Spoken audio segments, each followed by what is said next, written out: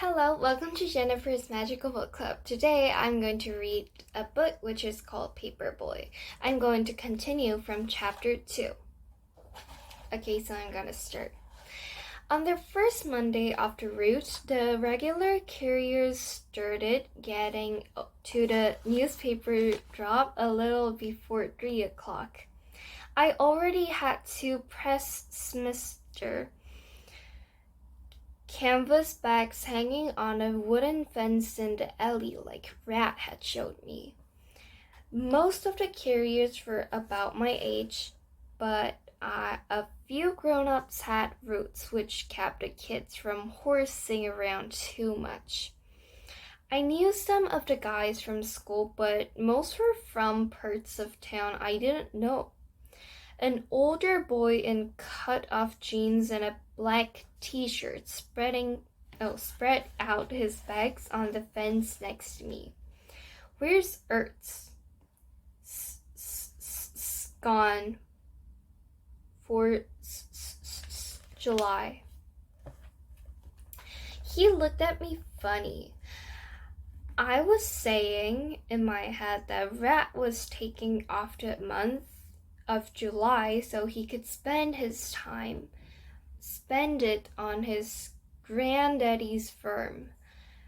That's what I was thinking, but I had to choose words that felt like that had some kind of a chance of coming out of my mouth. I always picked my way around words and sounds in sentences like I walked around broken bottles and dog turds in alleys. Where's he gone to? Saying grandparents wasn't going to work. I could feel the G sound balling up in my throat when I just thought about saying the word. Firm. The word came out of my mouth without much of a pause or a hiss because I could slip up of the F sound if I went at it just right. What firm? Just then the white Pressmister truck rolled into the alley and the back door opened.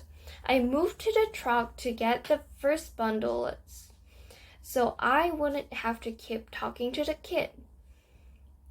With all my bundles in one spot, I pulled out my yellow-handled knife to try to cut the heavy cords around the papers.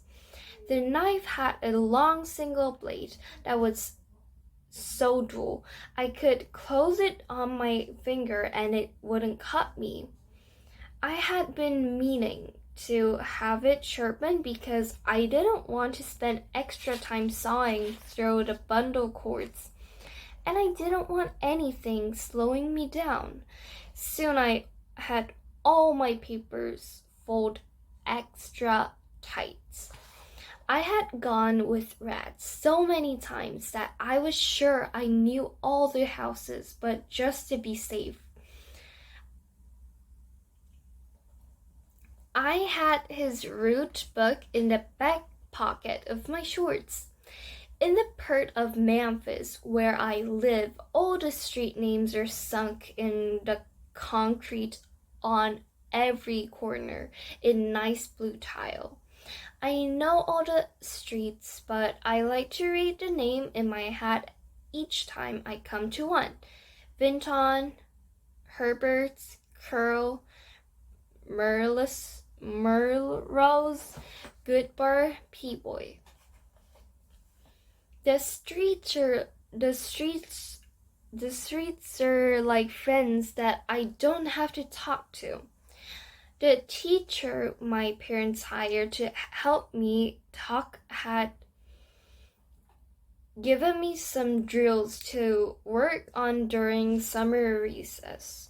She explained that I had extra trouble with words that started with a B sound or P sound because those words meant I had to put my lips together and let the air build a little inside my mouth. She said the problem was that my lips tightened like clenched fist and the air couldn't get through. The more I tried to say words that started with B and P, the tighter my lips would close up on me. My plan for practicing the drills was to try to say a hurt word just before I threw a paper on a porch. It was a kind of a game, choosing the words and then hearing them come off my mouth as I chunked a press mister. I had picked out a good word to say at the next house in Herbert's. The two-story was white brick with thick hedges growing up over the porch railing. I didn't want to take a chance on throwing the paper in the tall bushes, so I walked up close to toss it underhanded, and in a normal voice I said, "Pitch." A chain on a porch swing clanked, and soon a lady in a greenhouse coat was standing at the top of the porch steps with one hand on her hip and looking straight at me. Her other hand held a glass with ice in it. She had long red hair that was piled up on her head every which way. Her legs were spread out wide on the porch like she was taking a lead of first base. The way she was standing didn't let the flaps of her housecoat cover her up like they should have been doing. She wasn't wearing shoes. "What did you call me, young man?" I felt like turning and running, but my legs wouldn't move, much less my mouth. The lady walked down the porch steps. "I heard you call me a bitch." I stood in the yard, shaking my head side to side. "Don't shake your head at me, young man, and tell me you didn't." She moved toward me with the glass in her hand. She swirled the glass around and around, which made the ice cubes clink. I had never seen her before, even though she only lived a few streets over from me. I couldn't remember the customer's name from Rat's book. "What's the matter with you? Can't you talk?" The red-haired lady stared at and made sure that I knew she wasn't going away until I gave her an answer.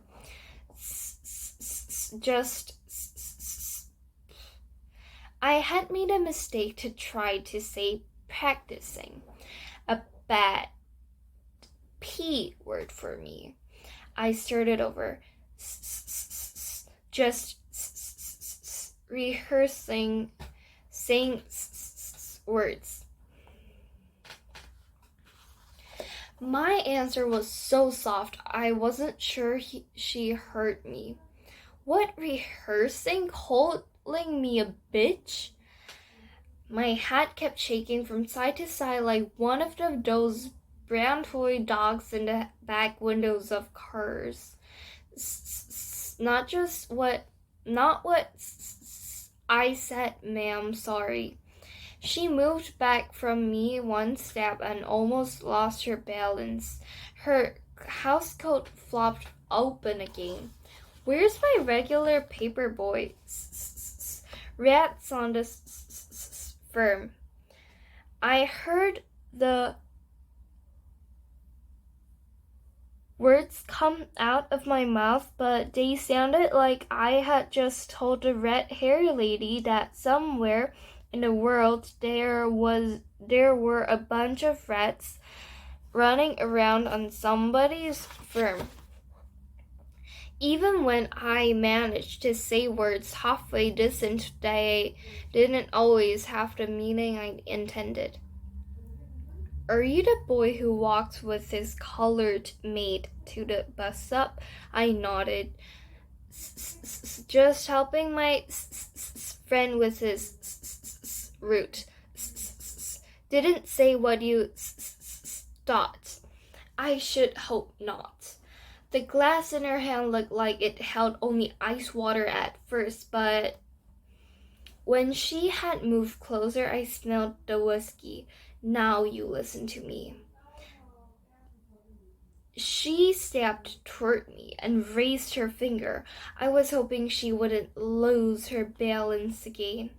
Don't throw the newspaper at my house. Walk up and place the paper in front of the door like a gentleman. Somehow she had managed to put a W in door. I nodded extra hard. She stared at me like she wanted me to say something else, but I was clean out of words. I backed up away from the house onto the sidewalk and kept going down Herbert's. My t-shirt was soaked with sweat, and my khaki shorts looked like I had taken a bath in them. From then on, I just walked up to the porches and tossed the papers underhanded. You can bet I didn't practice any more word drills. By the time I had thrown my last newspaper for the day, I had come up with a good plan. I ran all the way home and up the back stairs to my room.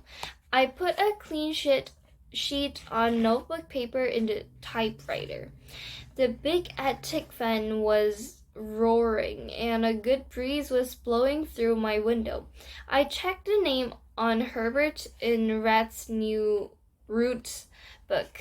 I typed slow and careful so I didn't have to go back and rub out any letters. Dear Mrs. Worthington, this is a note from your substitute Paperboy that you talked to in your yurt today. I am very sorry that I caused you alarm. I was practicing my speech drills while I was drawing your paper.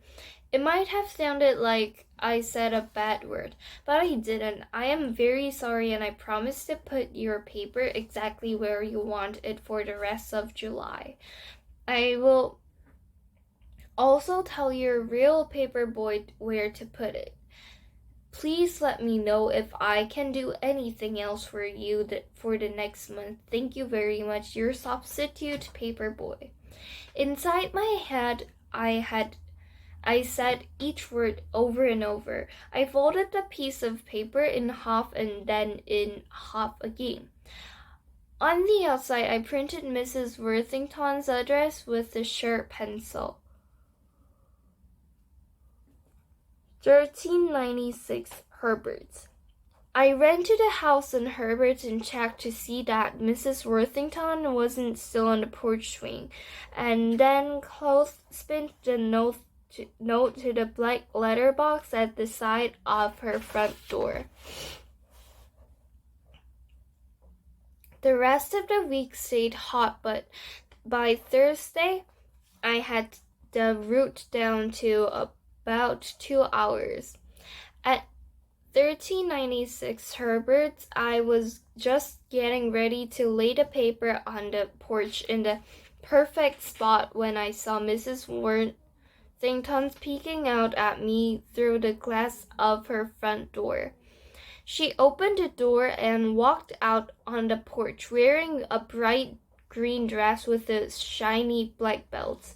I didn't usually pay much attention to dresses that ladies wore, but this one looked special the way that the white belt fastened tight around her middle, like it was dividing her into two parts.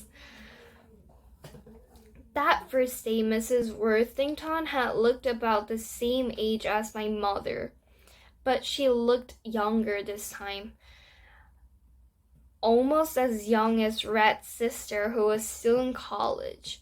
Mrs. Worthington had on bright red lipsticks that made her smile look bigger than it really was.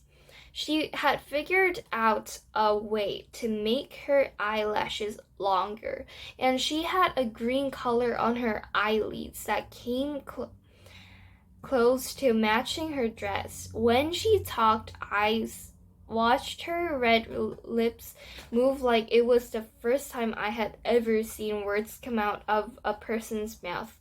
Young men, don't think me rude, but you startled me when you came by earlier this week. When she said the word startled, her voice went higher, like she wanted me to pay extra attention to the word. But I was already concentrating double hard on everything she said. With a lot of gentle air coming out of my mouth, in front of almost every word, I told her that everything was my fault and she sure didn't owe me an apology. She said she liked the notes I had written and that she thought her husband might know my father because they both work downtown in the same building. Doesn't your father fly in his own airplane? Yes, ma'am. But only a little one. Have you flown on it? Flown in it? Some. I thought about saying a gazillion times, but I didn't want to try to make G sound, and saying gazillion to Mrs. Worthington didn't seem right anyway. Would you care to join me for a lemonade? Need to keep going. Deep down, I was feeling I wanted to stay and talk to her, but my talking was working out good compared to my first day with Mrs. Worthington, and I didn't want to take a chance on spoiling things. Will you be coming by Friday evening? I remembered from Rat's collection book that 1396 Herbert was scheduled to pay monthly. Stepping around her work, they tried to explain Mrs. Worthington how collecting was supposed to work. You pay by the month, not each week. She smiled and then did something that surprised me. She touched me on the nose with her pointing finger and kept it there, and then she pushed on it like she was ringing a doorbell. I think I'll start paying weekly. Easier for me to keep track of, sweetie. Be better to come by on Friday. See you tomorrow then, sweetie. I had gone from being yelled at to being called sweetie all in the same week. The way she said sweetie was nothing like how my mother said it. Mrs. Worthington seemed like a different lady the second time I saw her, a very pretty lady. On the way home, I started wishing that Ma'am's fortune teller man from Coldwater was all around to throw some bones and tell me what Mrs. Worthington was all about and why I wanted so much to see her again. So I'm finished with chapter 2. I'm going to come back with chapter 3. I'll see you again. Bye.